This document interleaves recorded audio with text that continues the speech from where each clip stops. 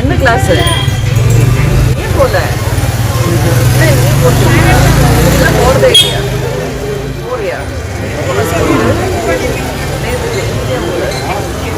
முடியலையா? அப்படியே இங்க வந்திருக்க. என்ன முடியல உனக்கு? ஜுரம் இருக்கா? நேற்று இருந்ததா? சாயந்தரம் வருதா? நேற்று சாயந்தரம் வந்துச்சு.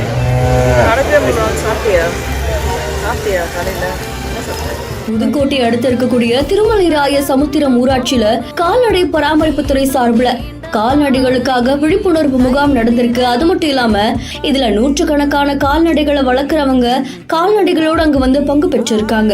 அப்போ அந்த விழால ஒரு குட்டி பையனுமே தன்னுடைய அம்மா கூட வந்து அந்த மாடுகளுக்கு தடுப்பூசி போடுறதுக்காக வந்து நின்றுட்டு இருக்கும் போது இதை கவனிச்ச மாவட்ட ஆட்சியர் அந்த சிறுவனை அழைச்சு, இங்க வா, ஏன் பள்ளிக்கூடத்துக்கு போல, ஏன் படிக்கல, என்ன ஆச்சு உடம்புக்கு அப்படின்னு அடுக்கடுக்கான கேள்விகளை எழுப்பியிருக்காங்க. அதை தொடர்ந்து அந்த சிறுவனை அன்பா கண்டிச்சதோட படிப்பு முக்கியம் அப்படின்னு வலியுறுத்தி இருக்காங்க.